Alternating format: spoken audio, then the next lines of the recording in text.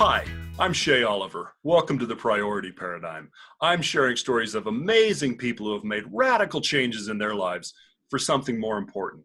Today, I'm joined by Leonard, who has a fascinating story to tell us. So without further ado, Brendan, tell us your story. Awesome. Thanks, Shay. Yeah, I'll try to make it amazing and fascinating.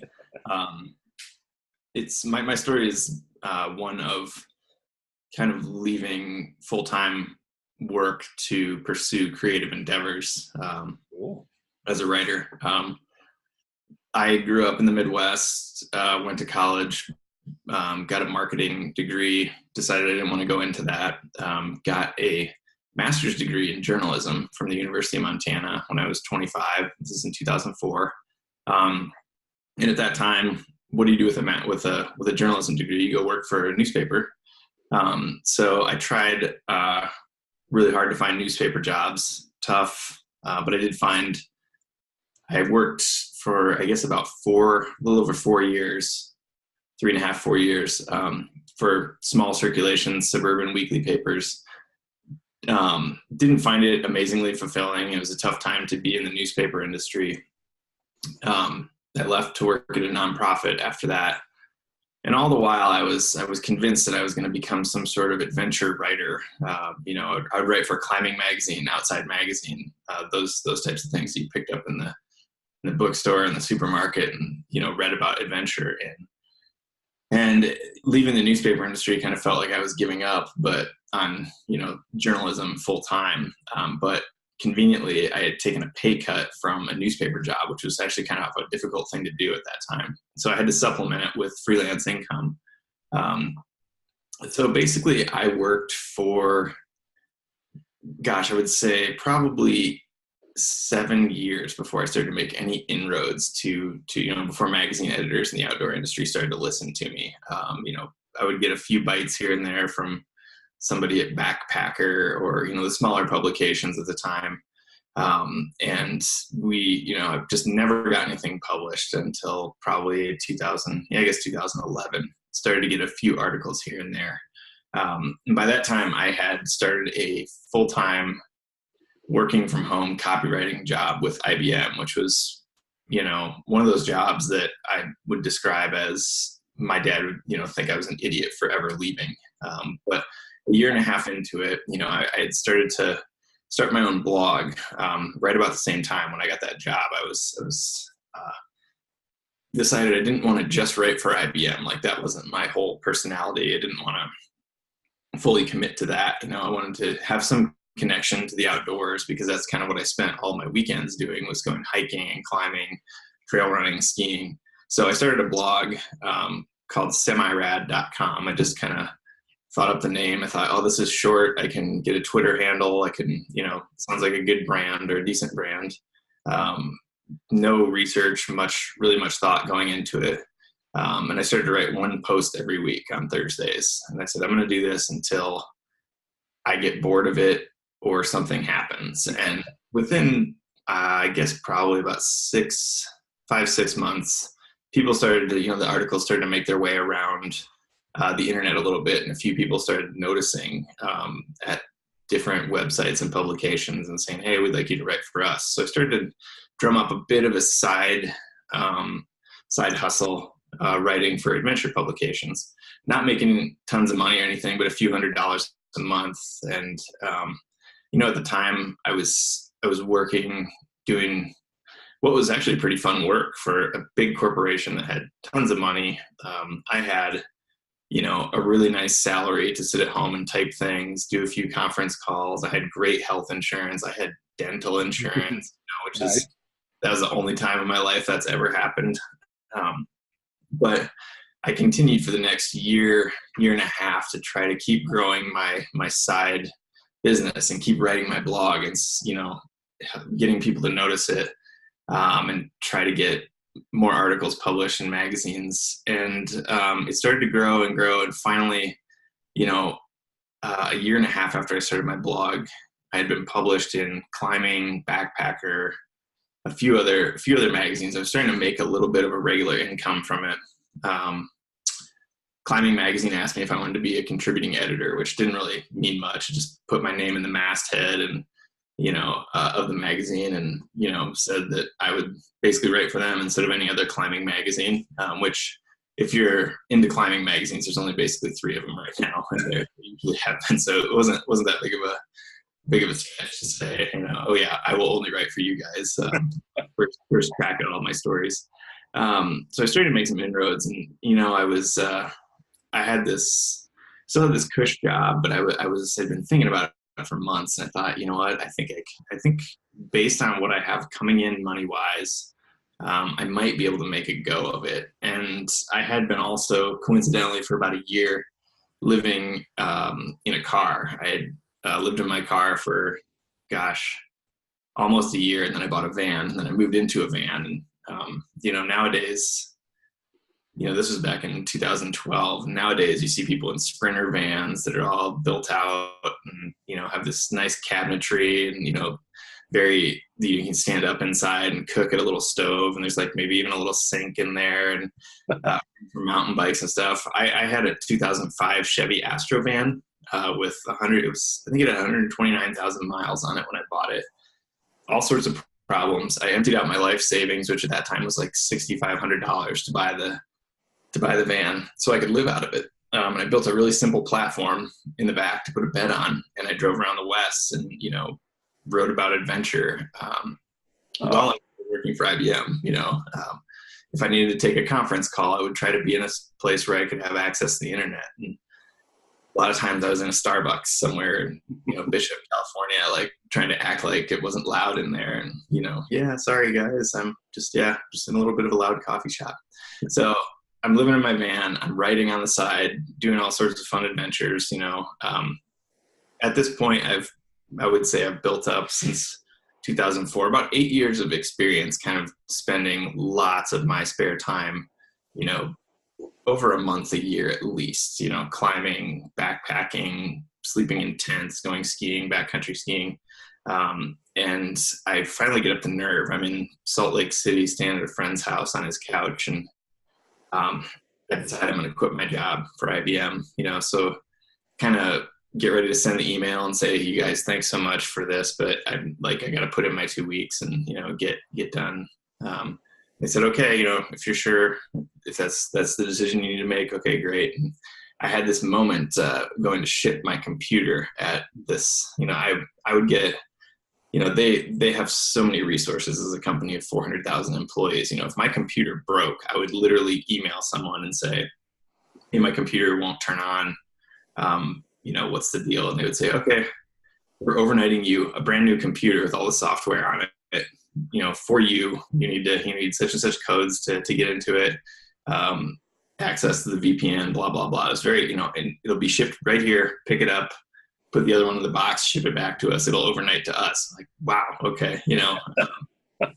So I'm shipping my computer back to him and handing it across the counter to this guy at not even like a FedEx store or anything. It was like a mom and pop shipping place in Salt Lake, going, man, are you really doing this? And all I can hear is my dad's voice in my head, like, wow, full benefits, big salary.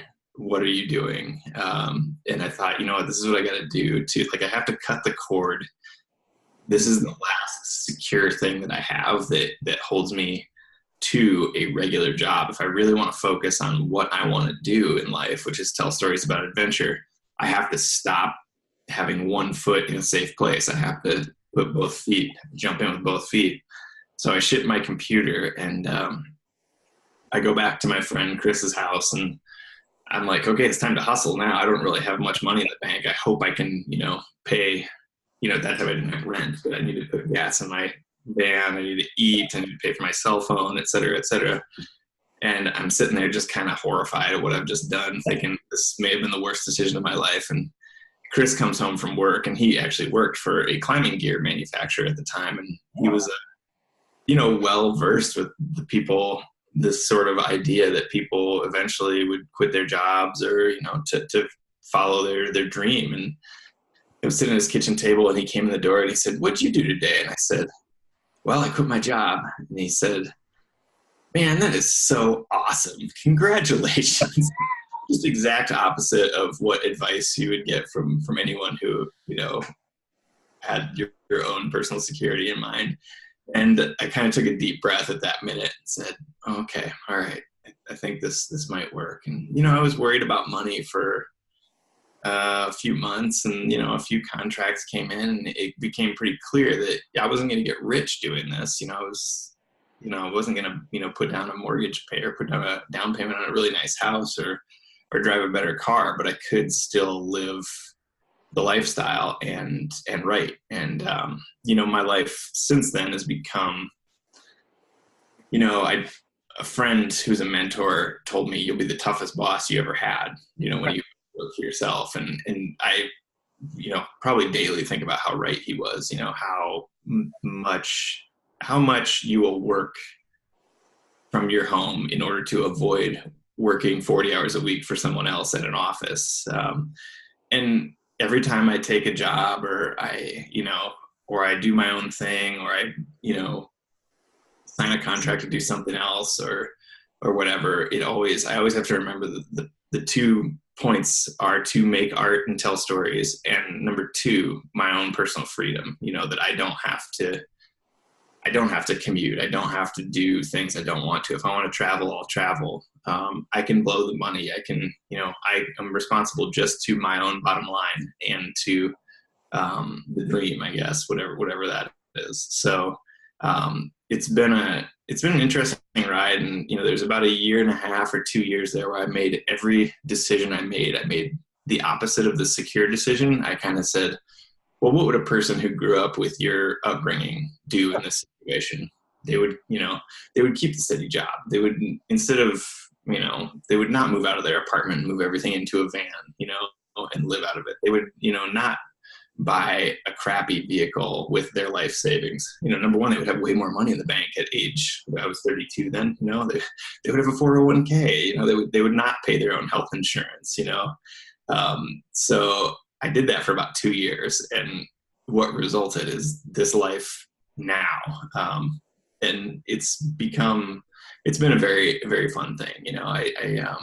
I think about how many vacations I would be able to take if I were working a regular job. And, for a number of reasons, when you are in an office, it's really tough to get away. Proven that Americans, don't feel like they can take their full allotted vacation they get every year for many reasons. One is just like pressure that they perceive from their coworkers or their boss, even though if it doesn't exist, that doesn't actually exist, they still perceive it. And, I get to do things that, because I'm an adventure writer and filmmaker, I get to spend a lot of time in places like the Grand Canyon, going to Switzerland next week, to be in the Alps, mountain ranges all over the US. And, I get to do these things, which would be a vacation if I could, quote unquote, clock out. I can't clock out. I'm always sort of on, always sort of thinking of things to write about, to draw sketches of, to make films about.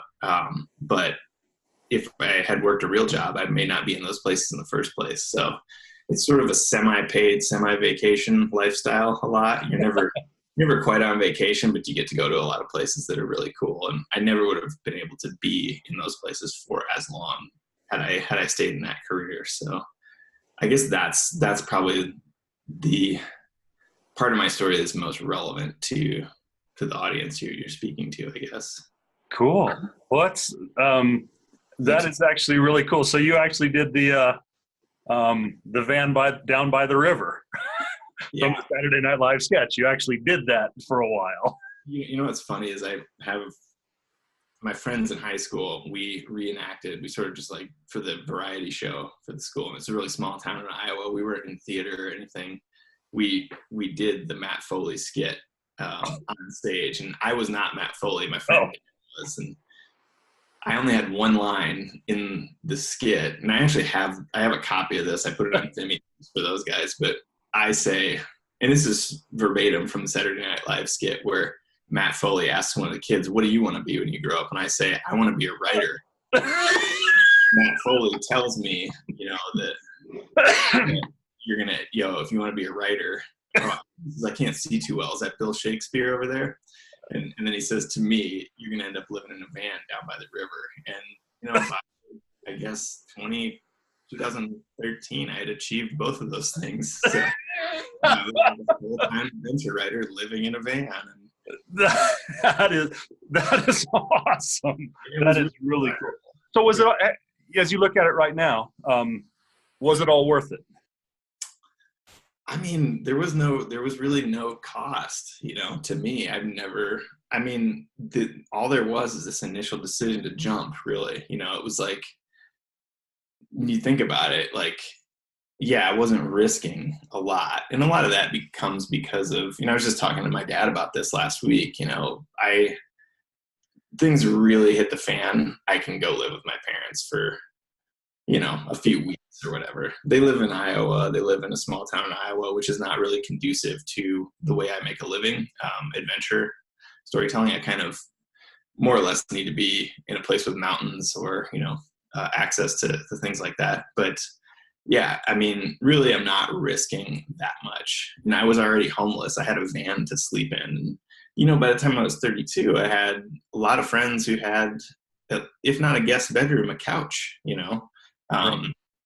which is not something you talk about so much. Is like, oh yeah, I ditched that, lifestyle. And you're like, but thank God I had all these friends who didn't ditch that lifestyle, who had guest bedrooms that I can sleep on, when I come to town. And, plenty of folks who, I guess, when I write, my blog is very much concerned with the sort of every man's and every woman's experience in the outdoors, not so much the high achieving people you see in films and read about, in Climbing Magazine. Most of us are just having a good time out there, right, pushing ourselves, but not making headlines at all. And, most of my friends whose couches I've slept on are in that category. And we, I show up in my van and we go hang out, we go do something fun. And, that's cool. That's how we bond. So, yeah, it's been interesting trying to reconcile all those things. And I had moved out of the van in 2015, moved back into an apartment, and take a lot of the skills I picked up living in a van. My computer now is sitting on the first desk I have ever owned as a creative, as a freelancer. So that was 6.5 years of working on kitchen tables and coffee shops and airports and laundromats and stuff like that. And now I finally actually have a place where all my stuff is. And I'm like, it's kind of shocking, but kind of great. I just bought this like literally 2 weeks ago. So cool. Yeah, I really made it. So cool. Well, let's go back to that run up to making that decision to say, bye-bye IBM. Did you talk to many friends and family? And what was their reaction to if you did, I'm out of here, I'm going to do my thing and not work for the big corporation? Gosh, I don't recall talking to a lot of friends, but I did have, where I grew up and most of the people I interacted with, I guess this is probably true with the majority of, American society, is that, you don't have a lot of models for living a life where you don't go into an office. There isn't, you kind of are aware that there are entrepreneurs and artists out there. And, I always joke that if I had said to my high school guidance counselor, I want to be an adventure writer, how do I do that? I think he would have said, I don't think that's actually a job. Mm-hmm. It's more like, when you're 18 and you're sitting in that room with your guidance counselor or whoever saying,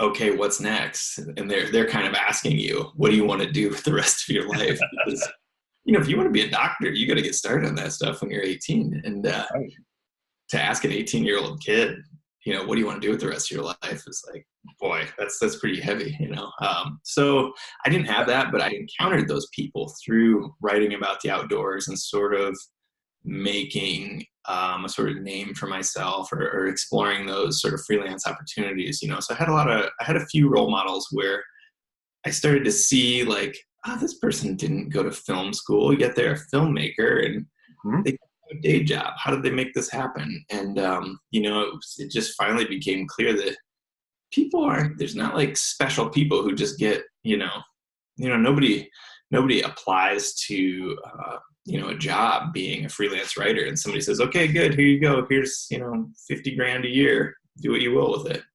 Right. I think they had a friend, Fitz Cahall, who started a podcast called the Dirtbag Diaries. And the origin of that podcast is he was, a journalist. He thought he was going to go into political writing. Started writing about the outdoors. Wasn't really having great luck getting his favorite stories published, the stories he wanted to work on. So he just sat down and started reading stories into a recorder in his closet. Was that 2007 or 2008, and it started to take off, and pretty soon Patagonia sponsored it. And then, Fitz was able to call it a full-time gig maybe 3 years into it. So I'd watched him and thought, that guy is just he's just doing it, and that gave me probably most of the courage I needed to get started. But I also, like I said, I wasn't, there wasn't that much risk. It was like, I didn't have kids at home. That wasn't like, oh, if dad doesn't get a paycheck, sorry guys, I was pursuing my dream.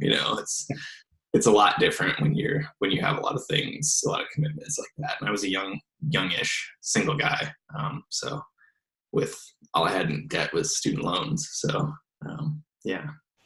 So did you, or do you now even, but especially during that time, do people ask you, well, you're doing this adventure thing, you're making a living, but what are you going to really do to secure your future?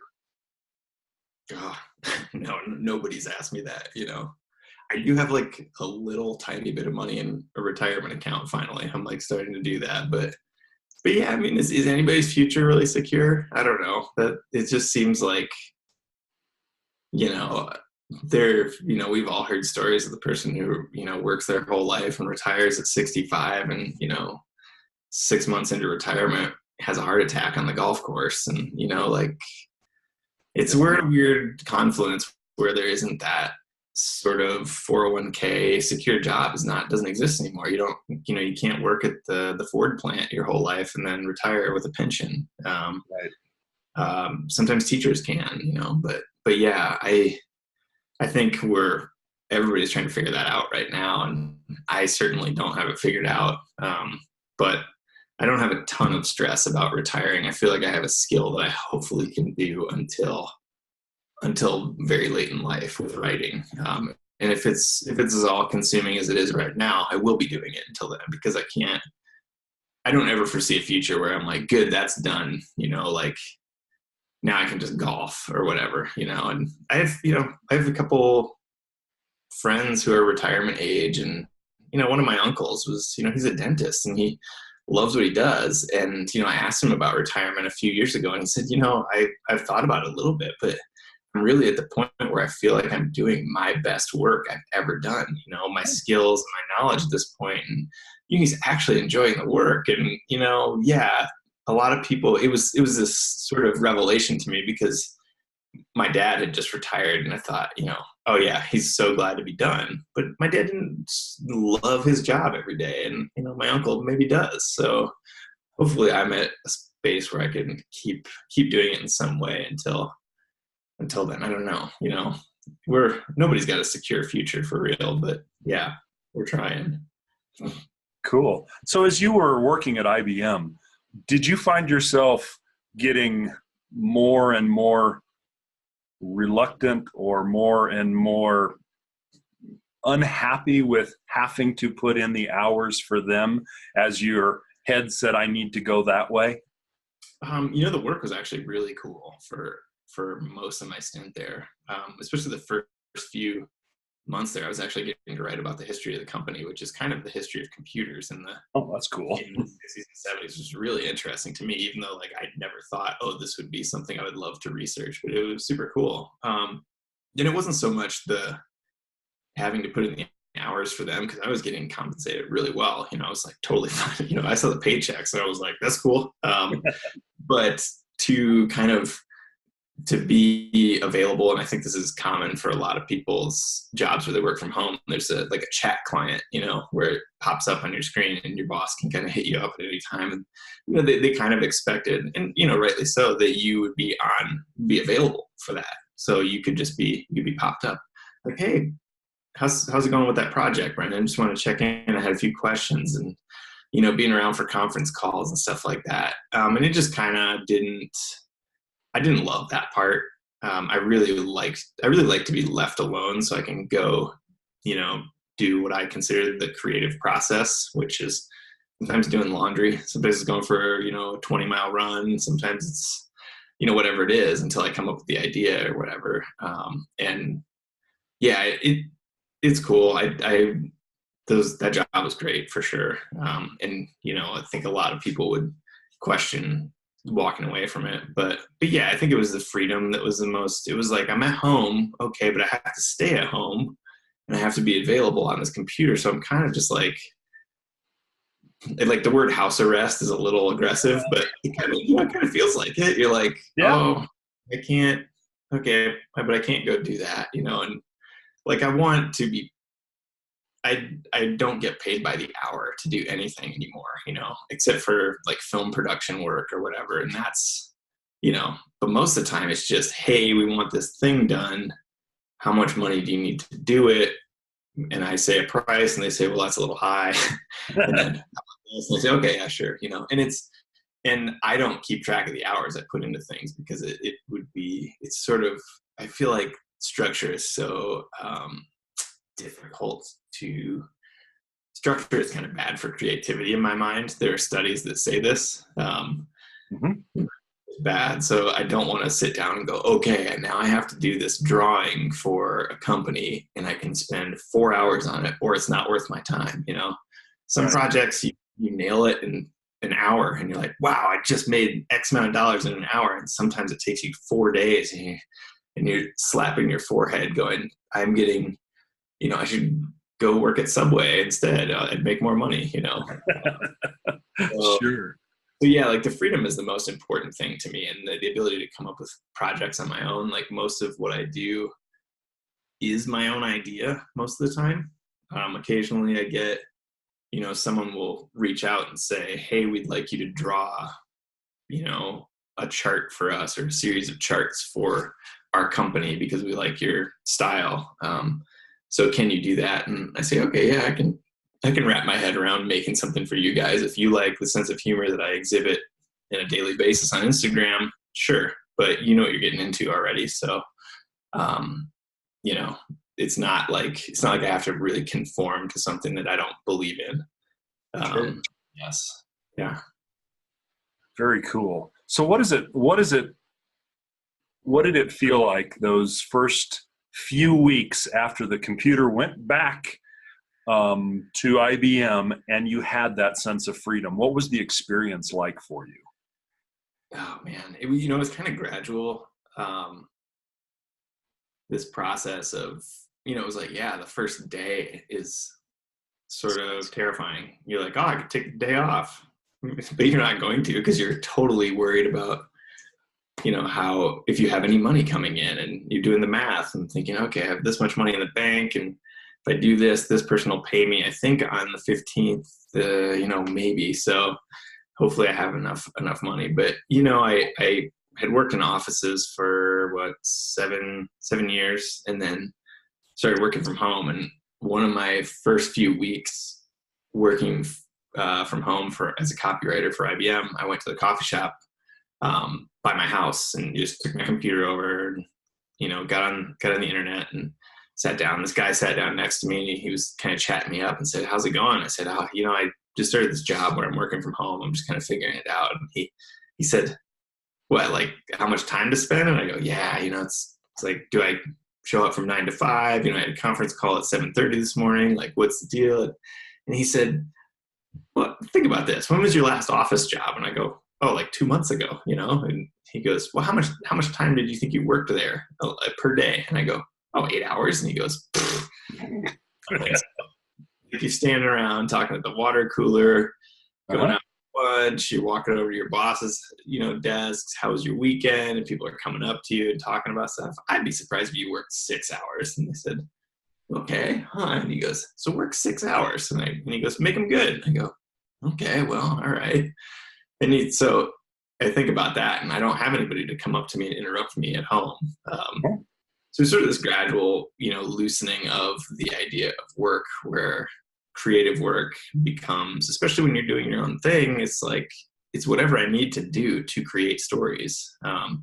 So figuring that out, that first few weeks was, I was pitching pretty hardcore. I was like, I got to sit down and come up with 5 ideas for these people and 3 ideas for these people. And if one of them says yes to one and one of them says yes to the other one, I can probably buy people, presents for the holidays this year, So you're kind of at the beginning of your creative career, you're kind of pitching a lot and putting in a lot of time into finding new ideas. And I had started to realize pretty early that there's a famous, not so famous Thoreau quote where he says, how vain it is of man to sit down to write, how vain it is to sit down to write when we have not yet stood up to live.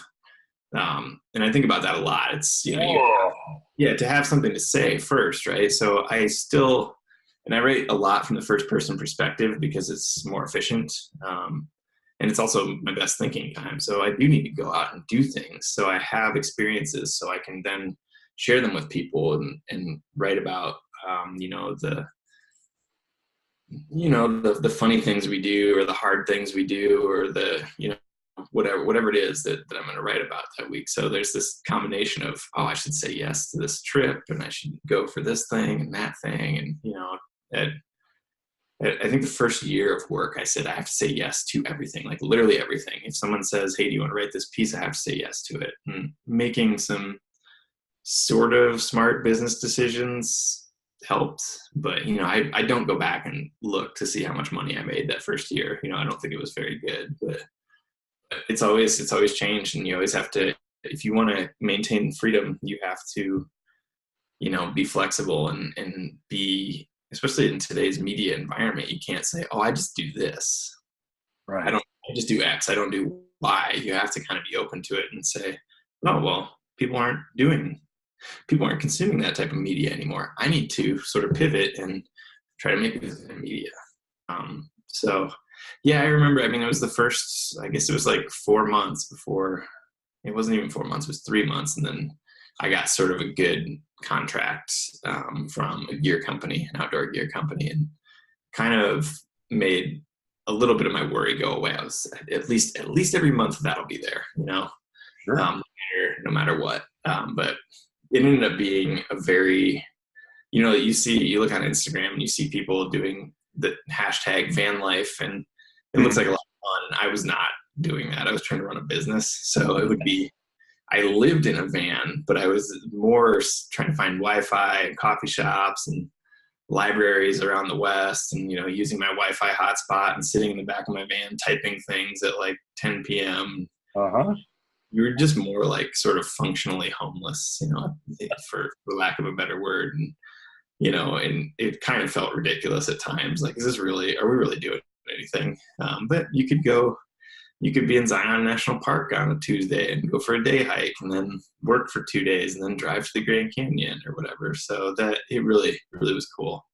But nerve-wracking at first, which is partly due to, not having health insurance. And I had a really cheap policy that I bought. I was like, okay, hopefully nothing goes wrong. So just certainly. So making this change and deciding to live this life full time, what's the coolest thing or your favorite thing that's it's enabled you to do? Oh boy.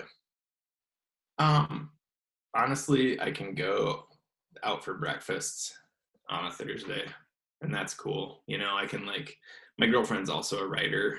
We live together, we both are self-employed, and it's so cool to just be able to be like, okay, let's go to that breakfast joint we really like.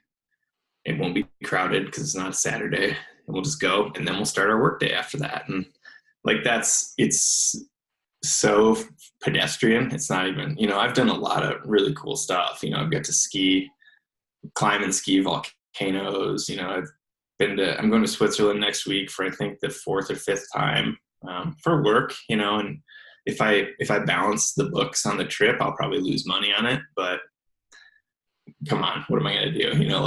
It's fine. That's cool. I'm going to go do it. Yeah, it's been, it was like I was saying earlier, the amount of vacations I've gotten to take. I have twice in my life taken more than a month off work to do something. And once was a raft trip in the Grand Canyon, and cool. Another one was riding my bike across America. Which was when I was still at a full-time job, but I kind of convinced them to let me have 2 months off unpaid. Those are incredible opportunities. And hopefully I can do that stuff again. But yeah, it's just, to be able to go climb a mountain on a Tuesday or Wednesday, or go skiing on a weekday when it's not crowded is such a cool thing. And it's because you do this adventure lifestyle and you acquire those skills to learn how to do those things, so you can write about them. But then on your quote unquote day off, you can go. There've been a lot of days I've gotten up super early and gone and skied a 14er, or climbed gone for a 20-mile trail run, and then come back in to the office and worked for 4 hours. Sure. So that's probably the best part, to be honest. Very cool. Yeah, I always say going out for breakfast on a Tuesday is probably the best thing. It's kind of cool. We have enough money that we can pay someone to make eggs for us, and we can go whenever we want. And it's cool. That is cool. Very cool. So, if you had an opportunity to go back and talk to your younger self, maybe while he was at IBM, or maybe even before that, what would you tell him? Would you tell him anything to try to hustle him onto this path, to get going, to make the change that you made? And if you would tell him, what would you tell him? I think about that sometimes, and it's a good interview question, and it's sort of a way of asking, do you like the way your life has turned out, right? And is there a way you could have improved it? And I think about it because I didn't start getting my stuff out there until I was 32, 33, 34, and I mean, a lot of people are more mature and smarter when they're in their 20s, and I was an idiot. And I'm really glad that I was not putting stuff out on the internet that was getting seen at that point. I had some stupid ideas, and it unfolded at a rate that I think was fine. And I think so maybe the lesson would be patient. Just keep doing what you're doing. Just keep grinding away. It'll happen, because it seems like when you want to, I wanted to be a writer when I grew up. I was probably 20, maybe I was 21 when I thought, oh, I'm going to be a writer. That's what I'm going to do. And in my head, it was going to be, I'll write a best-selling book. I'll be famous. It'll be great. And that totally hasn't happened. What? I actually give a talk about this on YouTube. It's called The Joy of Making It Small. And, it's about having books that sell 10,000 copies, and that's it. And you're connecting with that many people. Well, you're connecting with a few thousand of those or whatever, and some of them write you, or you run into them in person, and that's a really cool way to make a living. And I can't imagine being actually famous. That would suck. I love being able to walk around the city and not, people aren't like, hey, you're that guy with the blog, you're famous. Everybody wants to be YouTube famous and have millions of subscribers. I think that's a nightmare. I mean, I can go to the grocery store at 5 p.m. and go pick up stuff. Nobody notices me. I'm just another person in the city, and it's wonderful. I can sit at a coffee shop and read the New Yorker and not get bothered. Occasionally, somewhere in some Western city, people will say, hey, are you Brendan? And I'll say, yeah. And I can chat with them for 10 minutes, and that's it.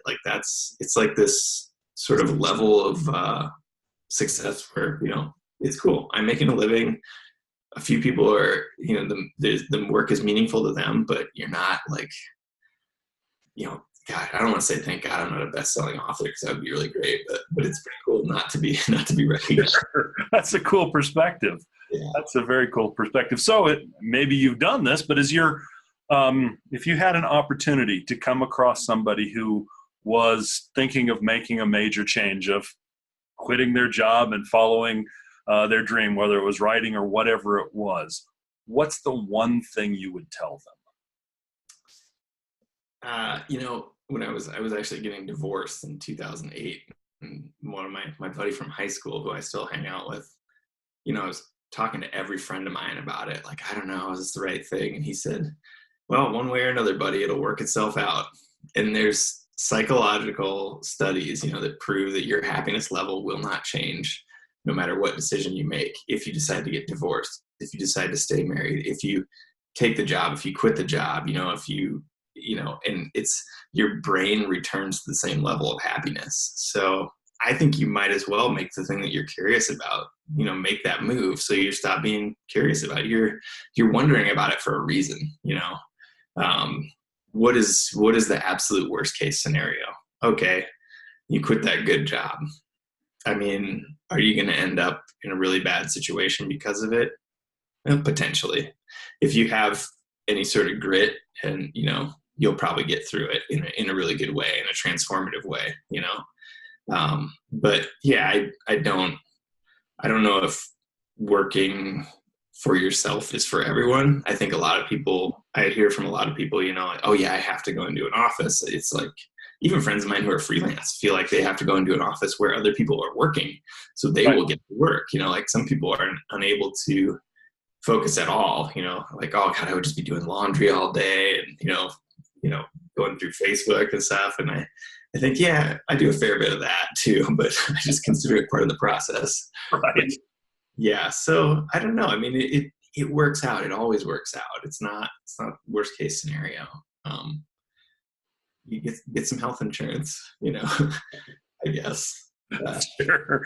Very cool. Very cool. Well, this has been really interesting listening to your story. It sounds like you took a really brave leap to actually quit that job, even if it didn't feel that way to you in the moment. But yeah, thanks. I think the world's a better place now. They've got your books to read. They've got your blog to read. They've got your various productions you've worked on in film, which is fantastic. So if somebody wanted to learn a little bit more about you, what are the best, or get a hold of you, what are the best methods to reach you? My website is semirad.com, semi-rad.com, and I'm on Twitter at semi_rad and Instagram. So those are the best ways to find my work. And Cool. Contact information is pretty obvious from there. If you have ever browsed the internet before, you can find it. So yeah. Very cool. Very cool. Well, I always like to wrap up with one last question. And the last question is, what question did I forget to ask you? Oh, yeah. Boy. Yeah, that's a good one. I think what I'm glad you didn't ask is, what is a typical day like? Because which is always, there is no typical day. So it's pretty random, but yeah, it's I don't have a good answer for that either, Yeah. What would it be like if you got stuck in a typical day? Oh man. Yeah, I don't know. I'm not even in the same place for 50% of the year, so I can't really say. Like a typical day, I would probably work for 9 hours and then try to go for a run afterwards. Yeah. Work to escape it. Yeah, exactly. Cool. Well, Brendan, thank you so much for spending this time with me today. This has been really enjoyable to learn about your stories, and I'm actually going to go check out your blog a little bit more. I've read a few of the stories, but I want to go read a few more. So thank you very much for spending time with me today. Yeah, thanks for having me. Absolutely.